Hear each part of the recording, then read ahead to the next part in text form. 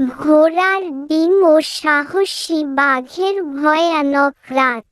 এক সময় এক ঘন জঙ্গলের পাশে ছিল ছোট্ট একটি গ্রাম।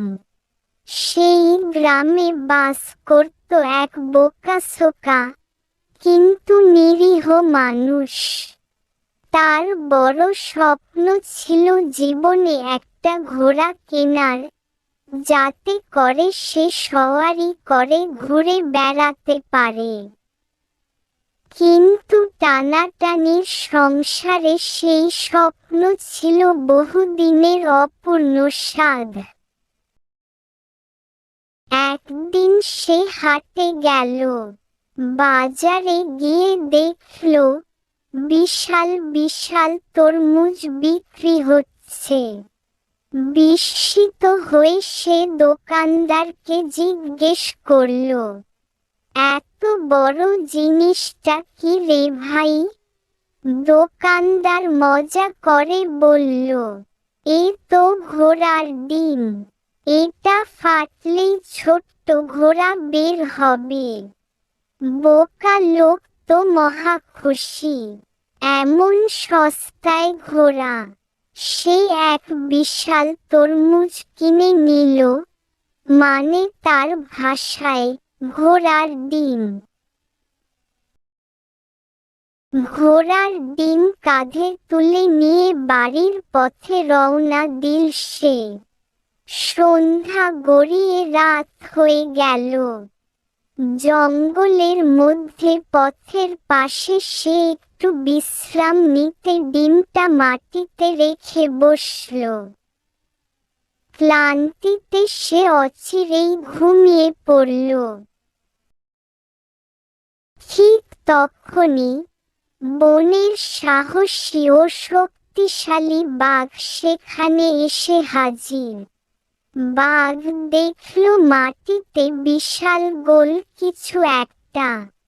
সে ভাবল এটা বুঝি খাওয়ার কিছু। কোনো দ্বিধা না করে সে তরমুজ চিবিয়ে খেয়ে ফেলল। হঠাৎ বোকা লোকের ঘুম ভেঙে গেল। আবছা অন্ধকারে সে দেখে যেখানে সে ঘোড়ার ডিম রেখেছিল, সেখানে দাঁড়িয়ে আছে একটা বিশাল প্রাণী। লোকটা খুশিতে আত্মহারা হয়ে ভাবল, ওরে বাবা, আমার ঘোড়ার ডিম ফুটে ঘোড়া বের হয়েছে। সে দেরি না করে লাফ দিয়ে প্রাণীটার পিঠে চড়ে বসল। সেটা যে বাঘ, সে বুঝতেই পারেনি। বাঘ হঠাৎ পিঠে ভারী কিছু টের পেয়ে আঁতকে উঠল। ভয়ে পেয়ে সে ছুটতে শুরু করল। আর লোকটি আনন্দে চিৎকার করতে লাগল, আরো জোরে দৌড়া রে আমার ঘোড়া, আরো জোরে। বাঘ তো ভয়ে পাগল। পুরো রাত জঙ্গলের ভেতর এদিক ওদিক ছুটল। অবশেষে ভোরের দিকে বাঘ ক্লান্ত হয়ে জ্ঞান হারালো। আর বোকা লোক বাঘের পিঠে চেপে বসে রইল। সকাল হতেই লোকটির ঘুম ভাঙল। ভালো করে দেখে তো এ যে ঘোড়া নয়, এ যে একেবারে ভয়ানক বাঘ। ভয়ে তার হাত পা কাঁপতে লাগল। ভয়ে ভয়ে সে বাঘের পিঠেই প্রস্রাব করে দিল। তারপর চুপি চুপি নেমে প্রাণের জোরে দৌড় লাগাল। কিছুক্ষণ পরে বাঘের হুঁশ ফিরল। শরীরে মানুষের প্রস্রাবের গন্ধ পেয়ে সে আরো ভয় পেল। সে আবার দৌড় শুরু করল। পথে দেখা হলো এক চালাক শিয়ালের সঙ্গে। শিয়াল অবাক হয়ে জিজ্ঞেস করল, কি হলো বাঘ মামা, এত ভয় কিসের? বাঘ কাঁপতে কাঁপতে সব ঘটনা বলল। শিয়াল নাক সিটকে বলল, মামা, তোমার শরীরে তো মানুষের প্রস্রাবের গন্ধ, নিশ্চয় কোনো ভূত নয়, কোনো মানুষই ছিল। সব শুনে বাঘ রেগেমেগে বলল, ওই লোকটাকে ধরতে পারবে আমি আমার রাজ্যের অর্ধেক দিয়ে দেব। এই কথা বলেই বাঘ আবার জ্ঞান হারালো।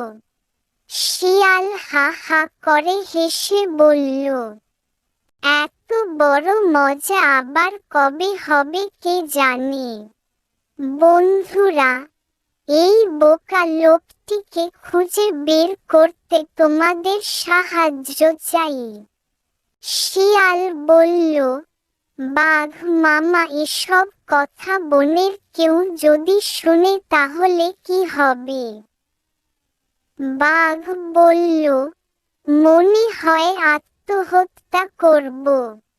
আরো বলল, বনের কেউ যদি এসব শুনে তাহলে শিয়াল তোকে মেরে আমি মরব। কিন্তু মজা নেওয়ার জন্য শিয়াল সকলকে এই ঘটনা বলে দেয়। আর সবাই বাঘকে নিয়ে হাসাহাসি করে। বাঘকে কেউ রাজা হিসেবে মানতেই চায় না। তখন থেকে বাঘ হয়ে গেল বন ও মানুষের শত্রু।